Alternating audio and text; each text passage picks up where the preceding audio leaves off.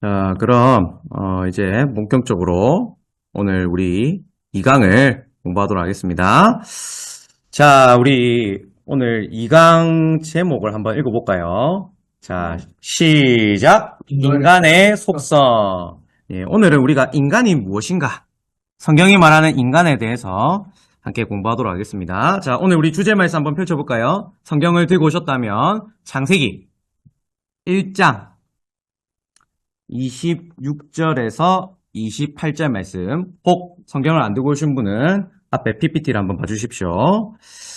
자, 창세기 1장 26절에서 28절 말씀 다 찾으셨나요?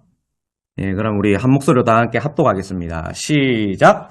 하나님이 이르시되 우리의 형상을 따라 우리의 모양대로 우리가 사람을 만들고 그들로 바다의 물고기와 하늘의 새와 가축과 온 땅과 땅에 기는 모든 것을 다스리게 하자 하시고 하나님이 자기 형상 곧 하나님의 형상대로 사람을 창조하시되 남자와 여자를 창조하시고 하나님이 그들에게 복을 주시며 하나님이 그들에게 이르시되 생육하고 번성하여 땅에 충만하라. 땅의 바다의 물고기와 하늘의 새와 땅에 움직이는 모든 생물을 다스리라. 신이라. 아멘. 예. 오늘 이제 또 2주차 이제 암송과제가 나가는데요. 우리 암송과제도 한번 읽어보도록 하겠습니다. 암송과제. 호세아 6장 1절 말씀. 비교적 지난주보다는 좀 짧죠? 예. 기뻐하시고, 예. 호세아 6장 1절. 우리 다 같이 함께 읽어보겠습니다. 시작. 오라, 우리가 여호와께로 돌아가자. 여호와께서 우리를 찢으셨으나 도로 낫게 하실 것이요. 우리를 치셨으나 싸매어 주실 것임이라. 아멘. 예, 이 말씀도 한 주간 또 잘 외우고 나가기를 바랍니다.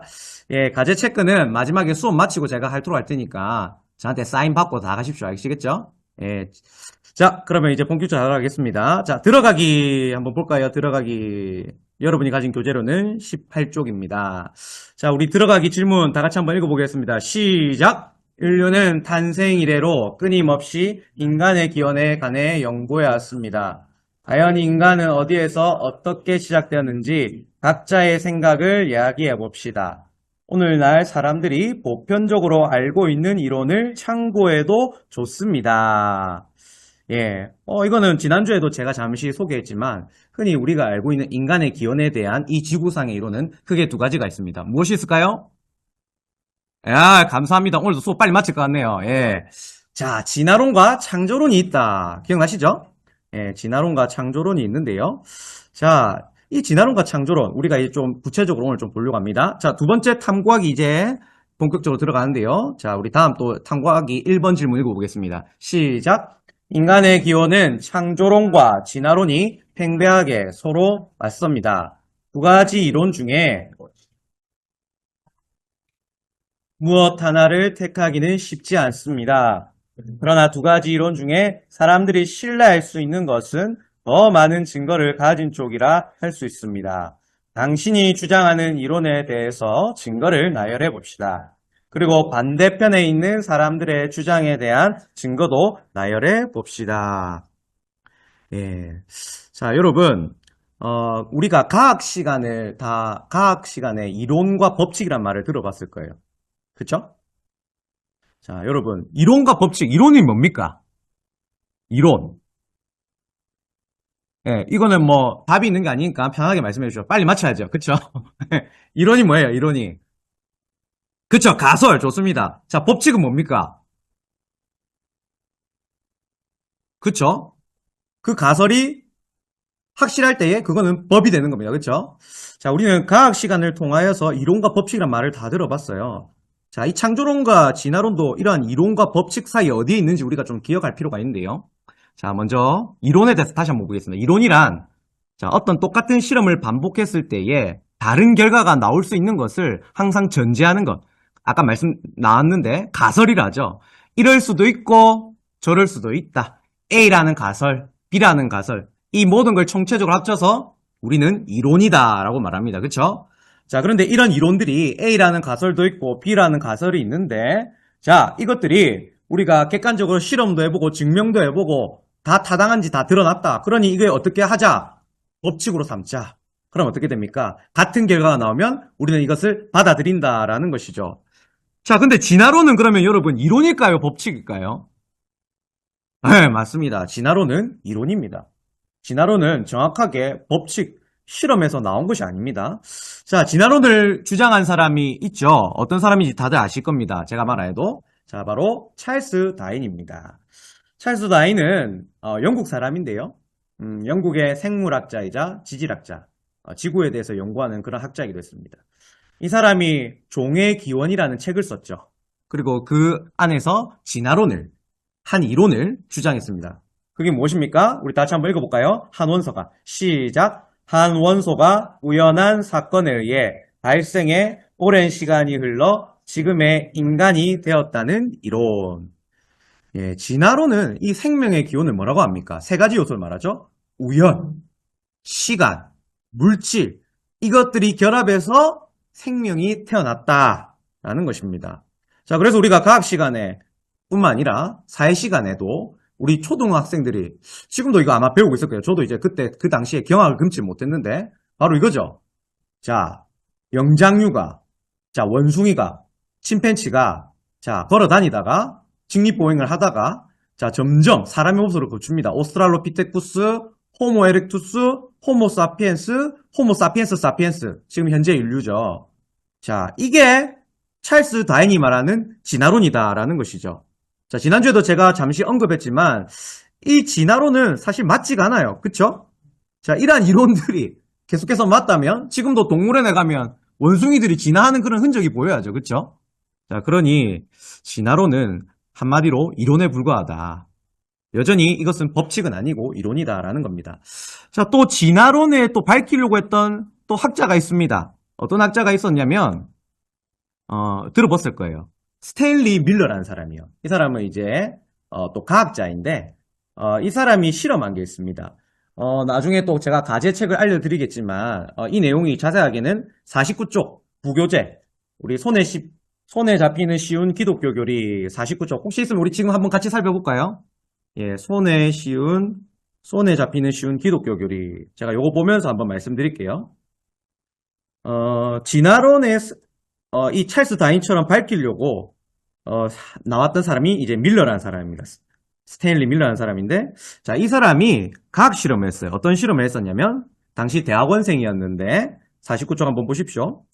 아무것도 없는 생명체가 없는 상태에서 무기물에서 그러니까 유기물에서 또 세포에서 사람으로 진화되었다는 것을 내가 메탄과 암모니아와 물, 수소와 수증기를 통해 이 실험을 통해 증명할 수 있다라고 말하는 겁니다. 자, 그래가지고 이 사람이요. 앞에 보는 그림처럼 뒤에도 그림이 똑같이 나옵니다.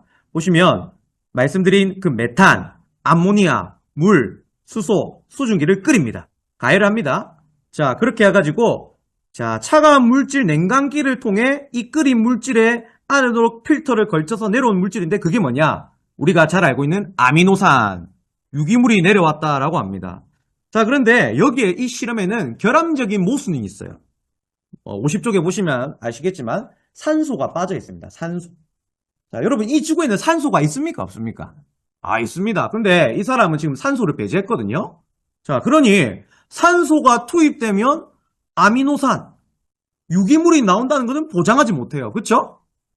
자, 그러니 이것은 완벽하게 우연에 의해서 진화론이 확실하다라고 증명할 수 없는 그런 넌센스적인 실험이죠. 그쵸? 예.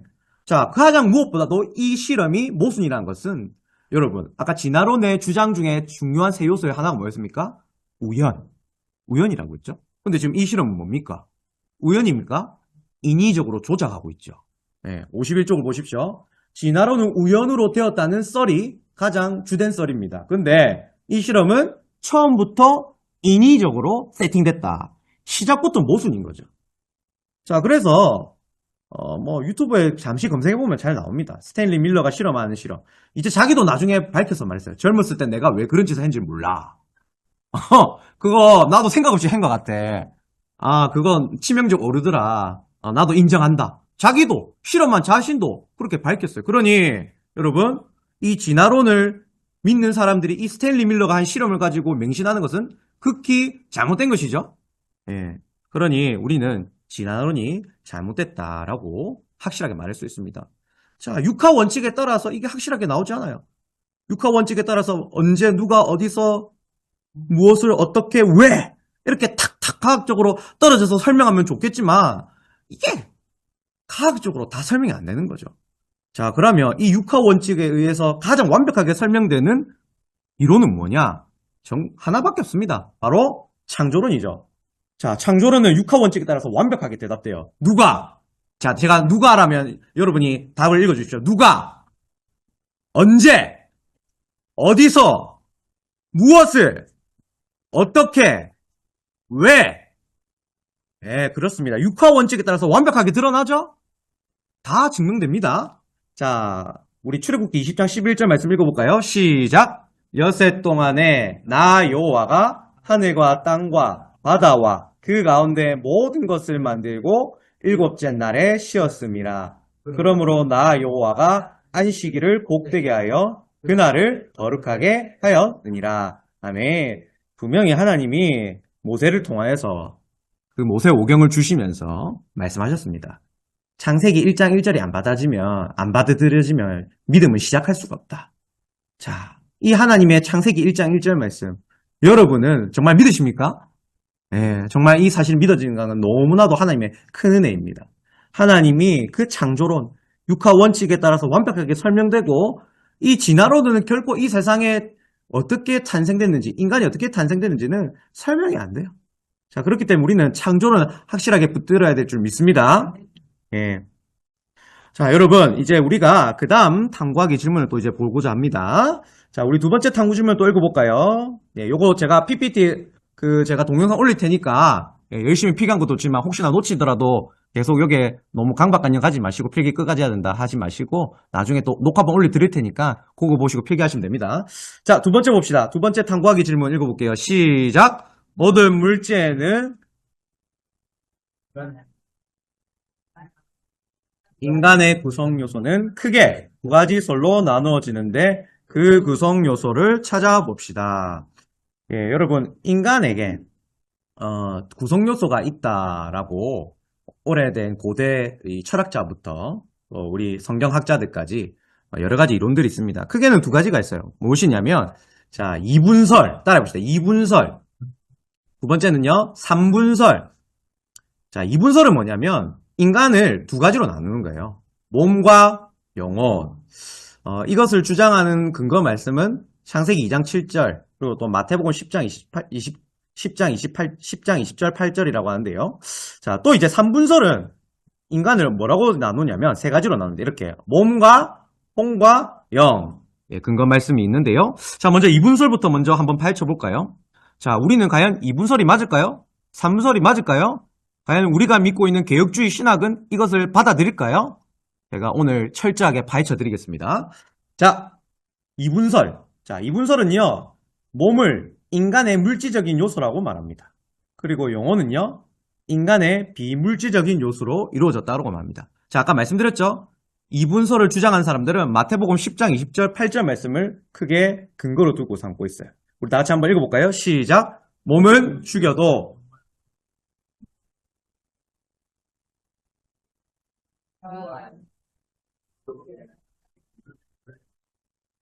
아멘.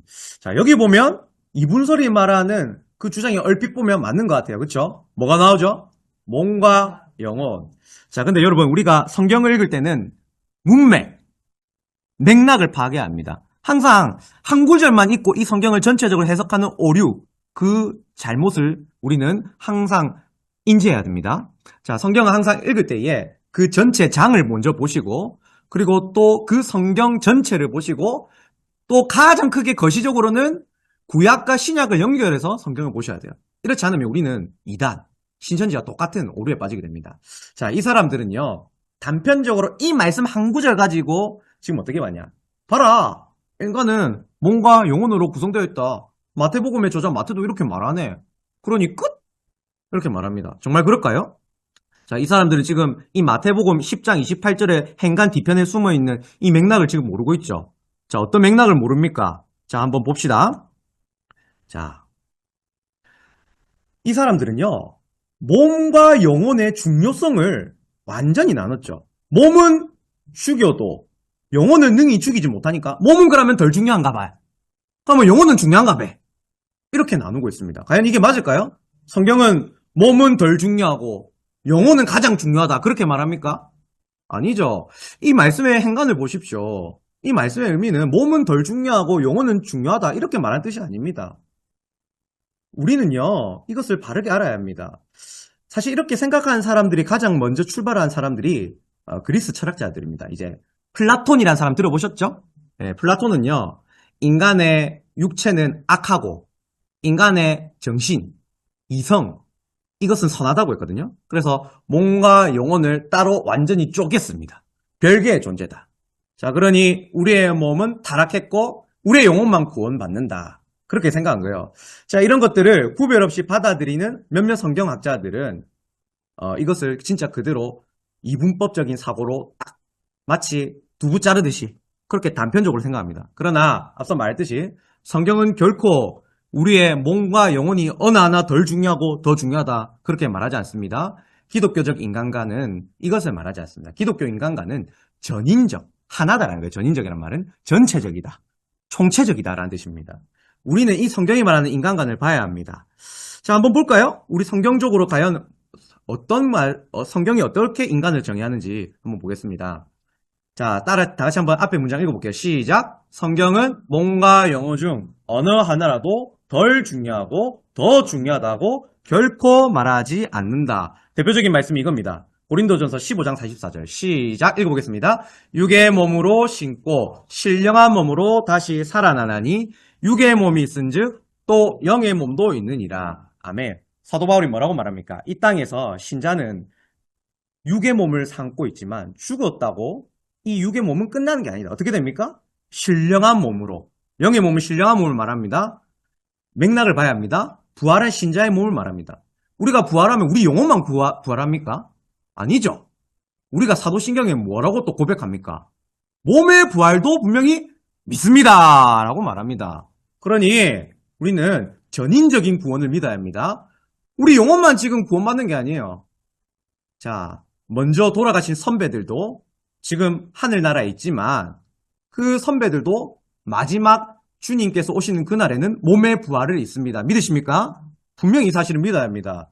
자, 이것을 잘 모르고 아직까지도 몸과 영혼으로 그냥 단편적으로 이분법적으로 마치 칼로 두부 자르듯이 그렇게 이해하시면 안 돼요. 우리는 몸과 영혼, 전인적인 구원을 믿어야 합니다. 자, 그런 거잖아요. 몸이 아프면 마음도 아파요. 마음이 아프면 몸도 아파요. 어디 하나 둘 중에 하나만 아파도 다 같이 아파요. 이게 바로 전인적이다라는 우리의 가장 대표적인 예시라고 볼 수 있겠습니다. 자, 우리가 가장 존경하는 종교개혁자, 우리 칼빈 선생님도 이 말을 했어요. 우리 존 칼빈 선생님이 말한 기독교 강요 쪽에 이 내용을 한번 이 문장 읽어볼까요? 시작. 영혼과 몸은 분리될 수 없는 하나의 실체를 이룬다. 자, 야고보서 2장 26절에 분명히 이렇게 말하잖아요. 다 같이 한번 읽어볼까요? 시작. 영혼 없는 몸이 죽은 것 같이 행함이 없는 믿음은 죽은 것이니라. 자, 영혼이 없는 몸은 있을 수가 없다. 상상할 수도 없다. 몸도 없는 영혼도 상상할 수 없다. 둘은 같이 있어야 한다. 분명히 기억하십시오. 우리는 이분법, 이 이분서를 우리는 반드시 배격해야 합니다. 자, 몸과 영혼이 나눠진다. 절대 그렇게 생각하시면 안 됩니다. 우리는 전인적이다. 몸과 영혼은 하나다라는 겁니다. 자, 그러면 이제 이분법은, 이분설은 우리가 이렇게 이제, 자, 어느 정도 이해하신 거라 보고, 자, 그 다음, 3분설에 대해서 한번 보겠습니다. 자, 3분설 아까 뭐라고 했죠? 몸과, 혼과, 영으로 되어 있다. 자, 요것도 이제 좀 그리스 로마 철학, 헬레니즘 철학에서 온 건데요. 자, 이 사람들이 이렇게 부는 이유는 뭐냐면요. 몸을 뭐라고 보냐면, 아까 비슷합니다. 몸은 물질적인 요소고, 혼은 뭐 어떤 요소라고요? 동물적 요소. 영은요? 이성적 요소입니다. 자, 이 사람들 어떤 구절 가지고 지금 이렇게 얘기하냐면요. 데살로니가전서 5장 23절 말씀인데요. 한번 다 같이 읽어볼까요? 시작. 평강의 하나님이 친히 너희를 온전히 거룩하게 하시고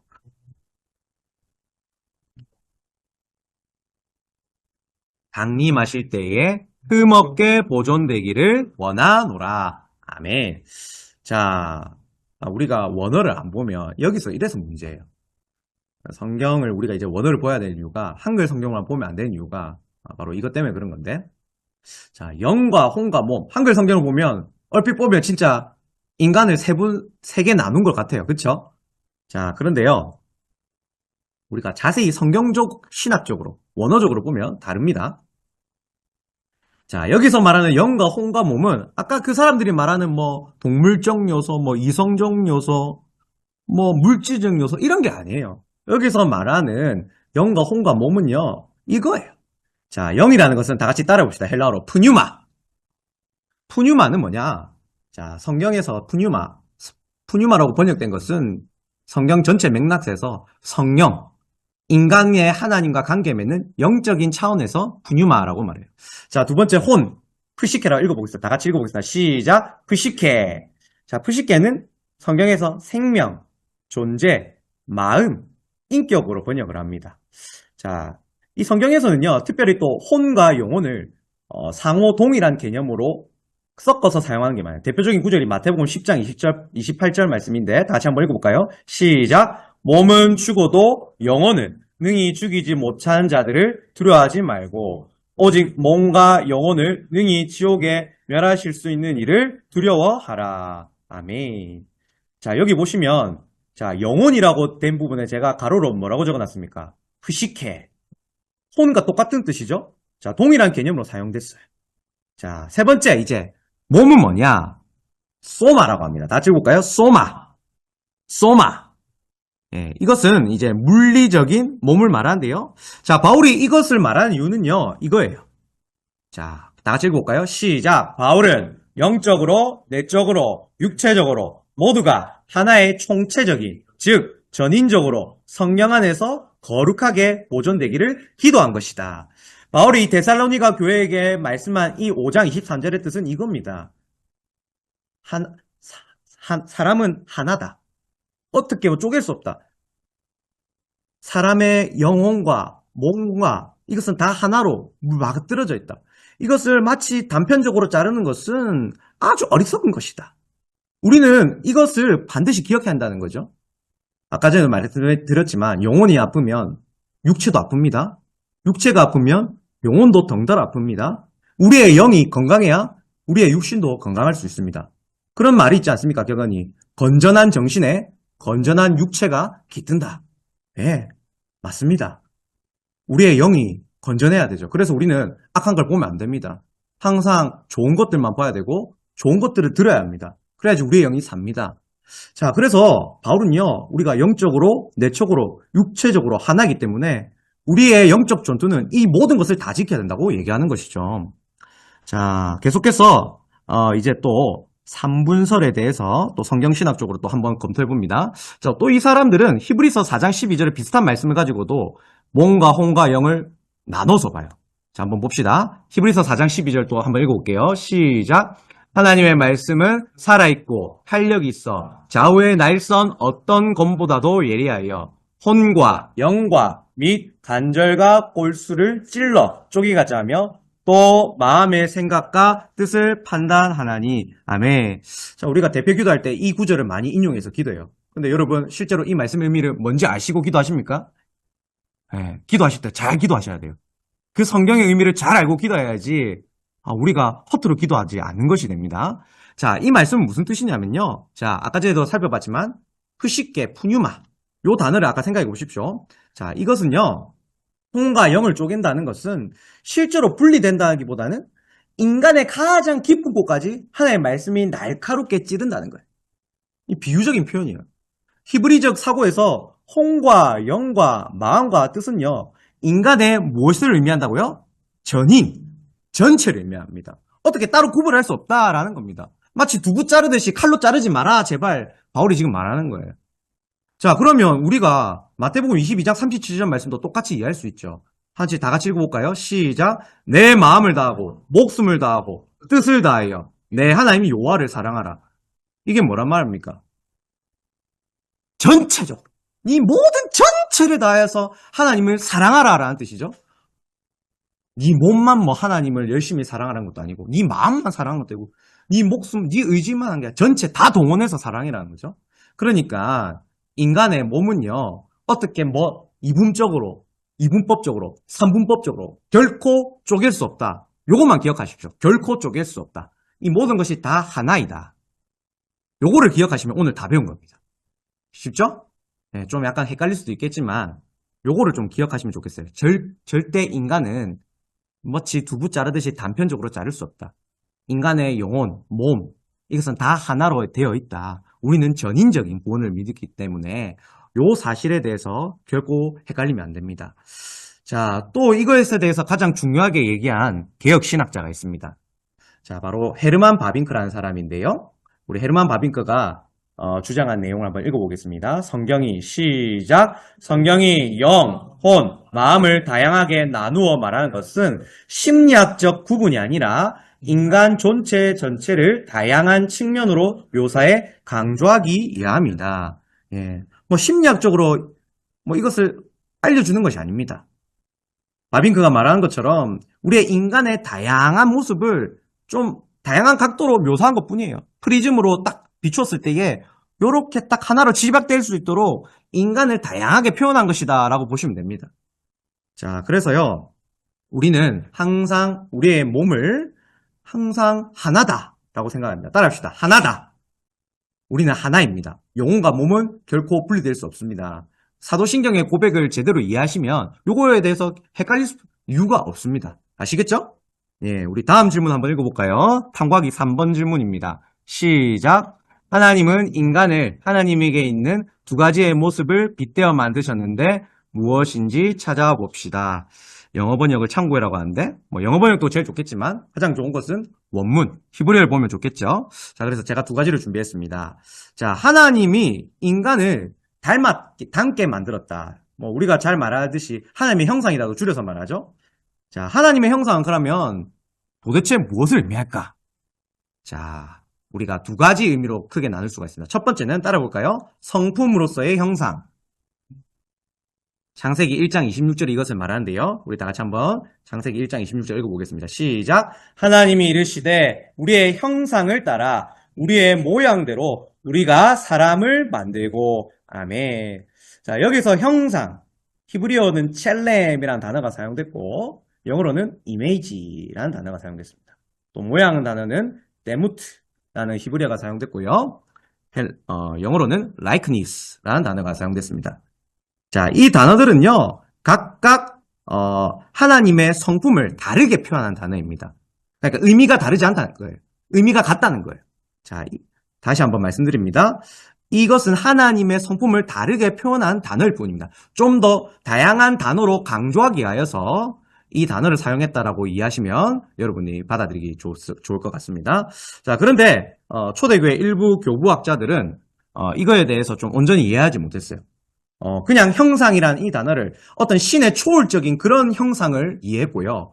모양을 어떤 하나님의 그 내면적인 성품, 지난주에 배웠던 뭐 하나님의 공유적 성품 아닌 비공유적 성품이다. 이렇게 해석을 했는데, 그러나 앞서 말씀드렸지만 이것은 성경 맥락상 하나님의 성품, 전체적인 하나님의 성품을 다르게 표현한 것이기 때문에 이것은 같은 의미다라고 보시면 됩니다. 자, 그러니까 하나님의 성품, 우리가 지난주에 배운 그 비공유적 성품 있죠? 자, 그 성품을 우리가 닮아 있다라는 그 성품의 형상이다. 그것이 바로 하나님의 형상에 닮아 있다. 첫 번째 의미다라고 이해하시면 됩니다. 자, 두 번째, 하나님의 형상이 의미하는 바가 무엇인가? 읽어볼까요? 시작. 문화 명령으로서의 형상. 자, 창세기 1장 28절 말씀을 우리가 근거로 삼고 있는데요. 우리 창세기 1장 28절 말씀 한번 읽어보겠습니다. 시작. 하나님이 그들에게 복을 주시며 하나님이 그들에게 이르시되 생육하고 번성하여 땅에 충만하라. 땅을 정복하라. 바다의 물고기와 하늘의 새와 땅에 움직이는 모든 생물을 다스리라 하시니라. 아멘. 예, 여기서 다스리다 라고 번역된 동사는 히브리어로 라다라는 동사입니다. 다 같이 읽어볼까요? 라다. 라다. 라다라는 뜻은요, 구체적으로 성경은 이렇게 말해요. 왕의 다스림. 따라해볼까요? 왕의 다스림. 무슨 말이냐면, 왕권이라는 거죠. 왕권. 하나님이 우리에게 왕권을 청지기적으로 주신 거거든요. 하나님이 맡기셨어요. 열쇠를 맡기셨어요. 마치 왕이 다음 그 왕세자에게, 세자에게, 왕자에게 정권을 이임하듯이 하나님 우리에게 아담을 통하여서 우리의 인류의 대표죠. 그 아담을 통하여서 이 세상, 에덴 동산 이 세상 전체를 말하죠. 이 세상 만물을 대신 다스릴 수 있는 그 다스림의 권한을 주셨는데 바로 이 권한이 우리가 하나님의 형상을 닮아 있다라고 성경학자들은 하나님의 형상의 두 번째 의미를 이렇게 말합니다. 자, 이것은 어떤 우리의 강압으로 우리가 하나님의 마지 못해서 우리가 억지로 우리가 다스리고 그런 것이 아니라 이 하나님이 주신 우리의 다스림, 이 권한은요, 우리에게 주신 자발적이고 기쁜 가운데서 다스리는 그러한 권한이다라고 또 이해하시면 되겠습니다. 자, 여러분, 좀 있으면 이제 자유의지와 연결해서 좀 이해하도록 제가 설명드리도록 하겠습니다. 자, 그 다음 우리 네 번째 질문 한번 읽어보겠습니다. 네 번째 질문, 시작. 인간에게 있는 하나님의 형상이 깨어지는 사건이 발생했습니다. 하나님이 금지하신 선악과를 아담이 따먹게 되면서 세상에 죄가 들어왔을 때입니다. 그 죄로 말미암아 모든 인간은 죽음에 이르게 됐습니다. 그런데 이 대목에서 선악과에 대해 이해할 수 없는 질문들이 생깁니다. 세 가지로 요약했는데 각 질문에 대한 각자의 의견을 대답해 봅시다. 자, 첫 번째, 선악과를 통하여서 생기는 질문은 이것이죠. 어떤 질문이냐면, 다시 한번 읽어볼까요? 시작. 왜 하나님은 선악과를 굳이 만들어서 인간이 죄를 짓도록 하셨는가요? 여러분, 우리 주일학교, 교회학교 다닐 때 이러한 질문 한번 다 마음속에 생각해 보실 적 있으시죠? 저도 한 번은 꼭 생각해 봤는데, 아니, 굳이 하나님이 선악과 만들었으면 우리 죄 안 지은 거 아니냐? 하나님 우리 골탕 먹인 거 아니야? 약간 좀 어릴 때는 그런 괘씸하다, 막 그런 하나님에 대해서 원망, 이런 생각도 들었거든요.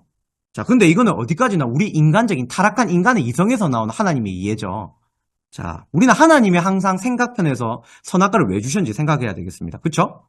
자, 하나님 우리에게 왜 선악과를 주셨을까요? 우리가 성경적인 전체 맥락 속에서 답을 찾으면 두 가지의 답을 해줄 수가 있습니다. 첫 번째 대답은요, 바로 하나님과 인간의 구분짓기 위해서다. 자, 나는 창조주이고 너는 피조물이다. 나는 조물주이고 너는 피조물이라는 것을 분명히 알게 하기 위하여서 하나님은 이 선악과를 만들었다는 거죠. 생각해 보십시오. 만일 아담이 하나님과 똑같이 모든 것을 다 할 수 있다면 그게 사람입니까? 그건 사람이 아니죠. 그건 신이죠. 그러니 하나님은 분명히 인간은 인간이고 신은 신이다. 어디 감히 인간이 신에게 넘어오지 마. 넘을 수 없어. 하나님이 그것을 발로 알려주신 그 사인이 뭐냐? 선악과라는 거예요. 좀 이제가 이해되시죠? 네, 주일학교 때 배웠던 개념을 다시 한번 정리해 봅시다. 하나님 우리를 골탕 먹이기 위해서 그렇게 주신 게 아니에요. 자, 두 번째가 바로 이제 사람들이 생각하는 아까 그 대답이에요. 하나님 우리에게 골탕 주신 것이다. 이건 시험의 거리다. 올무다. 아닙니다. 이것은 하나님 우리에게 주신 은혜의 방편이라는 거예요. 자, 우리 다 같이 그 문장을 한번 읽어볼까요? 시작. 하나님이 선악과를 주신 이유는 의도적으로 아담을 넘어뜨려는 올무로 주신 게 아니라 하나님 은혜가 없으면 내가 살아갈 수 없다는 것을 깨닫게 하기 위함이다. 자, 여러분, 인간은 신처럼 하나님처럼 모든 것을 다 할 수 없습니다. 그쵸? 하나님은 이 선악과를 보면서 분명히 이 정도의 차이를 알아고 한 거예요. 그래, 내가 은혜를 줘야만이 살 수 있다는 거, 이 선악과를 보면서 알아라. 모든 열매는 내가 다 먹게 해주는데, 이것 하나만은 내가 못 먹게 하는 이유가 바로 그거다. 이제 좀 이해가 되시죠? 하나님이 그 은혜로 말미암아 살 수 있다는 것을 확실히 각인시켜주기 위해서 선악과를 만들었다는 거. 우리를 시험에 빠뜨리려고 올무로 준 게 아닙니다. 항상 늘 하나님의 은혜를 기억해라. 네가 하나님 은혜 없이는 그 에덴 동산의 가시를 먹을 수가 없다. 지금 우리에게도 마찬가지로 적용할 수 있죠. 하나님의 은혜 없이는 내가 가정에서도 직장에서도 사업터에서도 교회에서도 제대로 다 해낼 수가 없다. 우리가 기억해야 하는 거죠. 하나님과 인간의 뚜렷한 차이를 우리가 이 선악과를 통해 반드시 이해해야 한다는 겁니다. 자, 다음 넘어가도 되겠습니까? 예, 자, 두 번째 질문이 또 이겁니다. 우리 두 번째 질문 한번 읽어보겠습니다. 시작. 왜 인간이 선악과를 먹을 때 하나님은 막지 않으셨나요? 자, 이런 질문도 들잖아요. 하나님이 잠깐! 먹지 마! 왜 먹어? 내가 명령했잖아. 분명히 말릴 수도 있어요. 그쵸? 근데 하나님은 말리지 않았어요. 왜 그랬을까요? 왜 그랬을까? 그쵸? 잘하셨습니다. 자유의지를 주셨단다. 우리 박수 드릴까요? 예. 아까 제가 앞서 말씀드린 그 자유의지를 이제 여기서 설명할 텐데요. 자, 하나님 우리에게 자유의지를 주셨거든요. 자유의지. 우리를 기계적으로 지으지 않으셨다는 겁니다. 하나님이 삐리삐리 뻐 이렇게 로봇처럼 지으시지 않으셨다는 거죠. 우리를 있는 그대로 받아주셨죠. 연약한 그대로, 있는 그대로. 그러니 하나님께서는 우리를 뭐 하나님의 방식으로 억지로 이끌어가지 않다는 것을 인정해야 하는 거죠. 하나님이 우리에게 자유의지를 주셨고 그 자유의지를 통해 오늘 우리가 살아가고 있죠. 만약에 우리가 하나님이 원하신 설계대로 로봇처럼 움직인다. 하나님 만다고 우리를 만들었겠습니까? 그렇죠? 하나님 우리에게 자유의지를 주거든요. 우리가 우리의 마음 그 기쁘신 뜻대로 우리의 그 자유의지를 가지고 하나님을 예배하기를 원하셨거든요. 그래서 하나님 우리를 지으셨거든요. 이사야 선지자 말하죠. 이 백성은 나를 찬송하게 하여 지었나니. 웨스민스터 소위문답 또 말하죠. 하나님을 영화롭게 하게 하여서 우리를 창조했다. 자유의지를 가지고 뭐 억지로 막 로봇처럼 뒤에서 막 뒤에 아바타 조종하는 것처럼 하나님 우리를 그런 식으로 설계하지 않았다라는 거예요. 자, 이것을 기억하면 하나님 우리를 존중하셨구나. 이것을 우리가 좀 기억해야 합니다. 자, 세 번째 질문. 또 믿지 않는 사람들이 질문하는 흔한 단골 질문이 이겁니다. 자, 다 같이 또 읽어볼까요? 시작. 왜 내가 먹지도 않은 아담의 선악과 그 죄가 우리에게 유전이 됩니까? 억울하잖아요. 아니, 너희 기독교 진짜 나쁘다. 불공평하다. 아담이 먹은 걸 가지고 왜 내가 죄라고 말하냐? 왜 내가 죄인이라고 말하냐? 난 절대 인정할 수 없다. 죄를 지은 사람은 그 죄 지은 당사자가 직접 쇠고랑 차고 감옥에 가고 검찰에 가고 다 수감 생활을 하는 것처럼 아담이 지었으면 아담이 다 끝을 내야지. 왜 그게 인류에게 내려오느냐? 말도 안 된다. 나 이것 때문에 기독교 못 믿겠다. 진짜 이게 복음에 여기서 많이 부딪혀갖고 받아들이지 못한 사람이 많거든요. 여러분 이거 어떻게 질문 대답해 주실 수 있겠습니까? 예. 예습을 좀 하셨습니까? 예, 대답이 술술 절로 나오네요. 오늘 좀 빨리 마치겠는데요. 예, 바로 대표성의 원리로 설명할 수 있습니다. 자, 대표성의 원리. 우리 한번 2002년 한일 월드컵을 생각해 볼까요? 자, 여러분. 대한민국! 자, 이 구호를 외칠 때 우리가 어떻게 됩니까? 다 하나가 됐죠? 자, 그리고 대한민국의 그 히딩크호가 4강 갔을 때 모든 국민이 다 기뻐했어요. 그쵸? 자, 이 사람들이 우리를 대표한다라고 볼 수 있습니까? 예. 이 모든 기쁨들이 그 사람들의 대표팀의 기쁨이 아니라 우리의 기쁨이 되는 거죠. 그 사람들이 국가대표, 대표성의 원리를 가지고 그 경기에 뛰었잖아요. 지역 예선을 뚫고 국가대표가 됐습니다. 그쵸? 그냥 뭐 아무나 대표 선수직을 주는 게 아니지 않습니까? 생각해 보십시오. 올림픽도 그렇고 월드컵도 그렇고. 자, 그렇기 때문에 이 월드컵 경기에 대표 자격을 못 받은 나머지 일반 선수, 그냥 K리그 뛰는 그냥 월드컵에 발탁되지 않은 그 선수도 월드컵에서 우리나라가 그 대표팀이 4강에 갔을 때 같이 기뻐하죠. 왜 그렇습니까? 그 사람들이 우리를 대표해서 나갔다는 걸 인정한 거잖아요. 그렇죠? 자, 이것을 비유해서 유비를 해서 설명하는 거예요. 자, 나무의 비유를 좀 설명해서 할게요. 자, 여러분, 나무는요, 뿌리가 썩으면 나머지는 살까요? 죽을까요? 네, 죽습니다. 나머지는 뭐 잎사귀가 산다고, 줄기가 산다고 해서 나무의 뿌리가 죽었기 때문에 그 나머지가 산다? 결코 안 되죠. 뿌리가 죽으면 나머지도 다 죽습니다. 대표성의 원리는 이겁니다. 하나님은 아담을 우리의 인류의 뿌리, 대표로 뒀거든요. 뿌리가 썩으니까 어떻게 됩니까?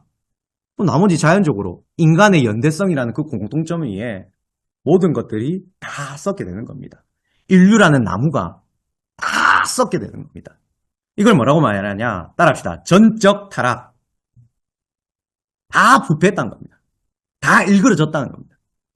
하나님의 그 모든 것들이 아담에게만 끝난 것이 아니라 우리 모든 사람들에게 전적으로 타락했다. 영향을 미쳤다는 겁니다. 자, 이 대표성의 원리가 성경에는 여러 군데 나옵니다. 자, 대표성의 원리, 성경 어디에 나올까요? 자, 가장 먼저 아까 말씀드린 이 아담을 대표성으로 보는 첫 번째 그 구절을 우리가 한번 찾아보면 알 수 있는데요. 바로 로마서 5장 18절에서 19절 말씀입니다. 이걸 뭐라고 말하면 따라합시다. 역적용의 접근. 예, 우리 한번 읽어볼까요? 로마서 5장 18절에서 19절 시작. 그런즉 한 범죄로 많은 사람이 정죄에 이른 것 같이 한 의로운 행위로 말미암아 많은 사람이 의롭다 하심을 받아 생명에 이르렀느니라. 한 사람이 순종하지 아니하므로 많은 사람이 죄인 된 것 같이 한 사람이 순종하심으로 많은 사람이 의인이 되리라. 아멘. 제가 가로를 안 치더라도 이 한 사람 한 사람이 누군지를 다 아시죠? 예, 첫 번째 한 사람은 하나님이 먼저 지으신 첫 아담. 그 아담을 말합니다. 자, 그리고 마지막 한 사람은 누구입니까? 예, 마지막 아담. 예수님이라 할 수 있고 또 두 번째 아담이라고 말합니다. 자, 여기에서 우리는 대표성의 원리가 나오죠. 자, 아담이 죄를 지어서 모든 인류가 다 타락했다고 말한다면 예수님이 우리를 대표해서 죄를 다 구속해 주셨기 때문에 그 예수님의 의로움이 우리가 믿으면 그것이 우리의 것이 된다. 똑같이 역적용이 되는 거죠? 예, 여기서 대표성의 원리가 나옵니다. 자, 예수님이 우리를 십자가에 못 박혀 죽으시지 않았다면 우리는 구원받을 수 없는 거죠. 여기도 대표성의 원리가 나온 거예요. 자, 우리가 이렇게 역으로 또 접근할 수 있는 거죠. 왜 아담이 우리의 대표냐? 우리가 구원받은 그 예수 그리스도를 통하여서 생각을 해보면 쉽게 생각할 수 있다는 거예요.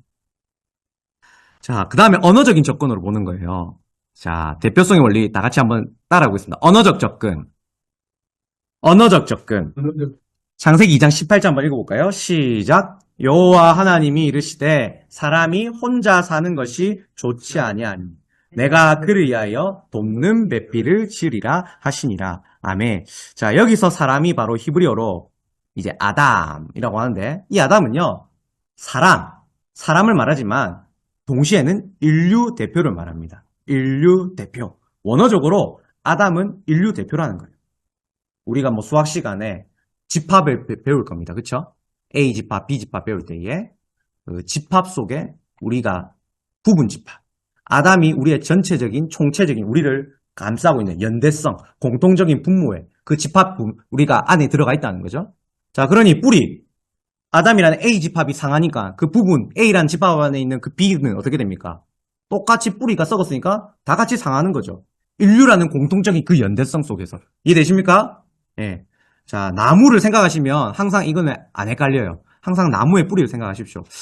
이게 가장 완벽한 접근법은 아닌데, 그나마 좀 쉽게 대표성의 원리를 설명하고자 제가 좀 찾은 비유입니다. 자, 아무튼, 아담의 대표성은 이렇게 좀 나무의 뿌리를 생각하면서 이해하면 좀 되겠다 생각하시면 되겠습니다. 자, 그 다음에 또 대표성의 원리가 또 여러 면에서 나오는데 마지막으로 우리가 살펴볼 것은 이제 11조의 접근이에요. 11조의 접근. 자, 히브리서 7장 4절에서 10절 말씀을 보면요. 멜기세덱이라는 사람이 나옵니다. 그쵸? 자, 멜기세덱의 사람에 대한 증거 구절은 성경에서 매우 빈약합니다. 히브리서에도 나오는 것으로 우리가 알 수 있고 또 창세기에 극히 나오는 그 근거를 통하여서 알 수가 있어요. 자, 멜기세덱은요, 바로 우리 예수 그리스도 안에서 비교할 때 그 제사장으로 나오잖아요. 그쵸? 자, 아브라함이 이제 멜기세덱을 만납니다. 아브라함 멜기세덱을 만나는데 이 멜기세덱의 자신의 예물, 제물을 바치죠. 자, 그리고 여러분 생각해 보십시오. 이제 아브라함의 후손이 누구가 있습니까? 이스라엘 자손이잖아요. 그 이스라엘 자손이 12지파에 레위인들이 있죠. 그러면 레위인들은 아브라함의 자손이라 할 수 있습니까? 할 수 있죠. 그렇죠? 왜냐하면 이스라엘의 뿌리는 아브라함부터 시작되지 않습니까? 그렇죠? 아브라함이 이 이스라엘의 대표다, 뿌리다 해도 무방합니다. 그렇죠? 자, 그러니 아브라함이 멜기세덱에게 11조를 드린 것은 결국에는 레위인들이 멜기세덱에게 11조를 드린 거다라고 이 대표성의 원리를 11조 원리에서도 찾아볼 수가 있습니다. 그렇죠? 예. 그래서 우리가 이 대표성의 원리를 성경의 여러 구절을 통해서 찾을 수 있다라는 것을 좀 기억했으면 좋겠습니다. 자, 그 다음 우리 한번 볼까요? 자, 6번째 우리 탐구하기 질문 한번 보겠습니다. 자, 다 같이 읽어볼까요? 시작! 하나님은 인간과 사랑의 관계를 맺고 싶으셨지만 결국 인간은 범죄하여 하나님과의 관계를 깨뜨렸습니다. 그 결과 어떤 관계가 파괴되었는지 찾아봅시다. 자, 첫 번째요. 하나님과의 이 관계가 깨어진 것을 우리가 기억해야 합니다. 자, 두 번째는요. 인간과의 관계가 파괴된 것을 기억합니다. 세 번째는요, 자연과의 관계가 파괴된 것을 기억해야 되고요. 마지막 네 번째는 자신과의 관계가 파괴되었다라는 것을 기억해야 합니다. 자, 제가 들어오면 하나님과의 가장 먼저 수직적인 관계가 파괴되죠. 하나님을 하나님됨으로 인정하지 못합니다. 그쵸? 자기 욕심에 따라서 로마서의 말씀처럼 그 창조의 질서를 역으로 바꿉니다. 그쵸? 그래서 동성애를 행하고 탐욕을 행하고 법을 어기는, 그래서 율법을 다 이룰 수 없는 그러한 상태에 이릅니다. 자, 두 번째 어떻게 됩니까? 하나님과의 수직적인 관계, 하나님을 사랑하지 못하니까 인간 간의 수평적인 관계도 무너지는 거죠. 그쵸? 자, 하나님과의 관계가 무너진 것은 동시에 인간적인 관계가 무너진 것을 말해요. 우리는 하나님은 사랑이 이웃사랑에 같다라고 말하잖아요. 마찬가지입니다. 하나님과 관계가 파괴됐다는 것은 결국은 반대로 말하면 동전에 이제 거꾸로 뒤집었을 때에 동전의 양면이니까 반대로 돌아보면 이 인간과의 관계도 파괴됐다는 거죠. 하나님과의 관계가 당연히 안 되니까 하나님 만드신 그 인간과의 관계도 자연스럽게 다 제대로 이룰 수가 없는 거죠. 그 관계가 파괴되는 거죠. 생각해 보십시오. 여러분, 가정에서 배우자와 자녀와 관계가 어그러지면 어떻게 됩니까? 생활이 잘 됩니까? 안 되죠. 막 계속 근심이 되고 걱정이 되죠. 이게 바로 우리가 관계적으로 파괴했다는 증거라 볼 수 있어요. 예배가 잘 안 드려져요. 관계가 무너지면 저 사람 보면 짜증나가지고 예배가 안 드려져요. 그래서 복음서에서 예수님이 뭐라고 말합니까? 예배 드리기 전에 먼저 용서하고 화해하라. 관계가 파괴되면 예배가 안 된다는 거예요. 뭔 말인지 아시겠죠? 자, 그러면 쟤는 하나님과 우리 인간과의 관계만 파괴했습니까? 아니죠. 자연과의 관계도 파괴했죠. 지난주에 살펴본 것처럼 뭐 엘니뇨, 쓰나미, 지구온난화, 여러 가지 기상이변들, 이런 것들 다 뭡니까? 인간이 자기 욕심에 따라서 계속 발전만 자꾸 하다 보니까 지구 환경은 생각 안 하고 계속해서 오존층은 파괴되고 북극과 남극의 물은 녹아내리고 지구는 점점 더워지고, 자, 구체적인 증거 볼까요? 이제 필리핀, 뭐 베트남 이런 나라 동남아시아 안 가더라도 우리나라는 이제 열대성 기후죠. 아프리카처럼 스콜성 이런 갑자기 비가 오고 그치고 엄청나게 무덥고, 과거 10년 전, 20년 전 대한민국을 생각해 보십시오. 우리 여름이 이런 여름이었습니까? 아니었죠. 그냥 뭐 선풍기만 틀어도 부채질만 해도 시원했어요. 저는 뭐 밖에 나가서 잠자리 잡고 막 이렇게 돌아다녔거든요. 지금은 상상도 못 하겠어요. 잠자리 잡고 돌아다니. 이게 자연이 관계가 파괴된 거 아닙니까? 인간의 욕심으로. 자, 그 다음에 또 무엇이 파괴됐습니까? 우리 자신. 우리 자신. 하나님 안에서 정체성을 찾아야 되는데 계속 세상 가운데에서 정체성을 찾아요. 세상과 비교하고 하나님 안에서 관계는 찾으면서 하나님 안에서 정체성을 찾아야 되는데 자꾸 자신을 어떻게 정의합니까? 세상과 비교하죠. 그래서 뭐 어떤 신조가 나옵니까? 엄친아, 엄치딸. 왜 비교해요? 하나님이 그 사람은 대로 지으셨는데, 여러분 왜 비교해요? 하나님이 그 사람에게 맞는 은사와 달란트를 주셨는데, 그 자기 자신을 죽이는 거죠. 자기 자녀를 죽이는 거죠. 결코 비교하지 마십시오. 오직 하나님 안에서 자신을 찾으십시오. 자, 그래서 우리가 죄로 인하여서 이런 여러 가지 관계가 파괴됐다 라는 것을 좀 우리가 좀 눈여겨봤으면 좋겠습니다. 자, 그러면 이 시간에 한번 좀 나눔을 한번 해볼까요? 나눔. 여러분 안에서 어떤 관계가 좀 파괴됐는지 한번 좀 생각해 보시고, 우리 앞뒤 좌우로 간단하게 최근에 가장 먼저, 이 죄로 말미암아 하나님 안에서 나의 관계 파괴된 것들이 이런 것들이 있더라 라는 것을 우리 간단하게 한 30초에서 1분 정도 한번 나눔하도록 하겠습니다.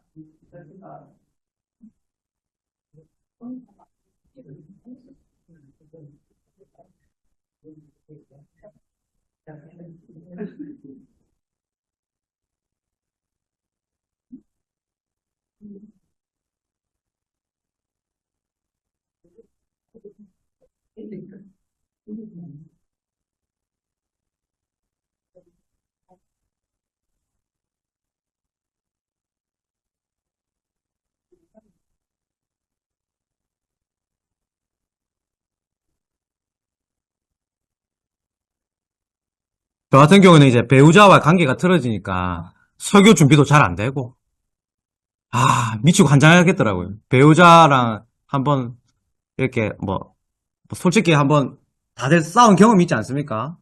저도 이제 결혼한 지 얼마 안 됐지만, 참 결혼 생활 유지하는 게 하나의 은혜인 것 같아요. 생각해보면. 내가 목사가 아니었으면 벌써 이혼했겠구나. 그런 생각이 듭니다. 우리 집사람도 그렇게 합니다. 내가 신자니까 니랑 같이 산다. 불신자에서 니랑 이혼했다. 이게 얼마나 감사한지. 관계가 파괴되면 정말 답이 없더라고요.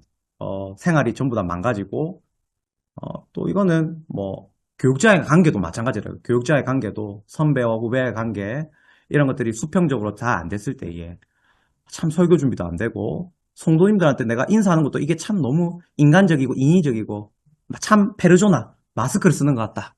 그런 생각이 많이 들어요. 저만 그런 게 아니죠. 여러분도 직장 생활 하시면, 꼭, 이제 서비스를 받아볼 때 아시잖아요. 이렇게 음식점에 가면 이 사람은 참 진심이 없다. 마음을 담아서 그렇게 나를 서비스하는 게 아니구나. 그런 게 느껴지시죠? 자, 그런 거거든요. 우리 안에도 다 그런 모습 있습니다. 그쵸? 네, 충분히 나누셨죠? 네, 우리 한번 다음 넘겨보도록 하겠습니다. 자, 8번 한번 읽어볼까요? 자, 시작. 파괴된 관계를 회복할 때에 진정한 생명과 회복이 보장됩니다. 관계 회복을 위한 유일한 방법은 무엇일까요? 예, 우리가 오늘 암송한 구절이 유일한 비결입니다. 여호와를 힘써 알아야죠. 여호와를 알 때에 여호와께서 우리에게 주시는 관계 회복의 말씀이 있습니다. 그 말씀을 알아야 합니다. 우리 한번 다음 문장 읽어볼까요? 시작. 죄로 깨어진 관계를 다시 회복해야 합니다. 모든 문제의 원인은 인간이 하나님으로부터 이탈했기 때문에 초래되었습니다. 따라서 하나님께로부터 돌아간만이 모든 문제를 근본적으로 해결할 수 있습니다. 믿으십니까? 예, 하나님께로 돌아가야지 수직적인 관계가 먼저 회복되어야지 수평적인 관계도 회복되고요. 자연과의 관계도 회복되고요. 내 자신과의 관계도 회복됩니다. 믿으십니까? 그러니 하나님께로 돌아가야 합니다. 하나님께로 돌아가는 우리 모든 토요 제자반 우리 모든 성도님들 되시기를 바랍니다. 자, 우리 그러면 이제 돌아보기 오늘 배운 것들 한번 마무리하도록 하겠습니다. 복습해 볼까요? 자, 읽어보겠습니다. 시작. 인간은 죄로 인해 사망에 이르게 되었고 그로 인해 모든 관계의 파괴가 일어났습니다.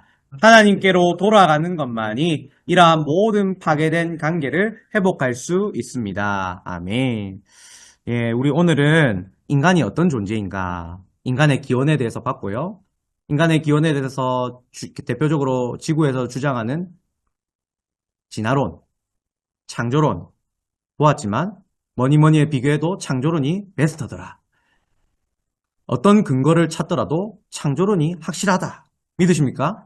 예, 그 창조론을 기억하시고 전도할 때에 오늘 제가 보여드렸던 이 자료를 제시하면서 당당하게 선포하십시오. 이 과학자도 자신이 그때 왜 했는지 자기도 모르겠다 이렇게 고백하더라. 그렇게 얘기해 주십시오. 가장 육하 원칙으로 완벽하게 설명된 건 하나님밖에 없다. 창조론밖에 없다. 이 창조론 말고는 도저히 이 지구의 이 기원을, 인간의 기원을 설명할 수밖에 없다. 니는 어떻게 설명할래? 그렇게 한번 따져보십시오. 역으로 질문해 보십시오. 그러면 그 사람도 도저히 방문할 수가 없습니다. 자, 또 뭘 배웠습니까? 인간의 몸은 2분법으로, 3분법으로 나눠질 수 없다. 인간의 몸과 영혼은 어떻게 됩니까? 하나다. 결코 쪼갤 수 없다. 우리의 인간의 몸과 영혼은 전인적인 구원. 영혼만 구원받는 게 아니고 몸도 함께 구원을 받는다. 우리 성경신학적으로 또 개혁주의 신학자들이 말하는 그 모든 내용들을 우리가 다 검토했습니다. 이거에 대해서 확신을 가지고 이제 몸의 부활과 영혼의 부활을 이 함께 맞물려져 있다는 것을 결코 헷갈리지 마십시오. 자, 나중에 나중에 질문을 받도록 하겠습니다. 나중에. 자, 그리고 우리가 하나님께서 왜 선악과를 주셨는가? 그 불신자들 할 수 있는 세 가지 질문도 우리가 어떻게 답변해야 할지 배웠습니다. 기억나죠? 하나님이 왜 선악과를 주셨습니까? 우리를 골탕 먹이기 위해서? 아니죠. 하나님과 인간은 그 피조물과 조물주, 즉 창조주 사이의 그 명확한 경계를 드러내기 위해서 또 하나님 은혜로는 네가 살 수가 없다 라는 것을 알려주기 위해서 하나님이 선악과를 주셨습니다. 또 하나님이 우리가 자유의지를 주셨기 때문에 우리를 존중하셨기 때문에 그 선악과를 먹는 그 자리도 막지 않으셨어요. 나중에 그 은혜로 말미암아 회복된다는 것을 그 다이나믹한 그 은혜를 더 극적으로 알려주기 위해서 일부러 하나님 막지 않으셨어요. 자, 그 대표성의 원리 또 우리가 기억해야 되겠죠? 왜 아담의 죄가 나의 죄가 되는가? 대표성의 원리. 우리가 대표성의 원리도 배웠습니다. 자, 이러한 것들을 우리가 잘 기억하여서 오늘도 하나님 나를 지으신 그 의미, 나의 존재됨, 하나님 감사합니다. 나의 전인적인 구원, 오직 하나님께만 달려 있습니다. 하나님과의 관계가 파괴되지 않고, 내 자신과의 관계가 파괴되지 않고, 또 나의 이웃과의 수평적인 관계가 파괴되지 않고, 또 아니면 자연과의 관계도 파괴되지 않는 하나님의 형상에 그 의미를 내가 회복하며 살아가게 해 주옵소서라고 이 시간 우리 함께 기도하면서 또 찬양하고 나아가기를 소망하는데요. 자, 그러면 우리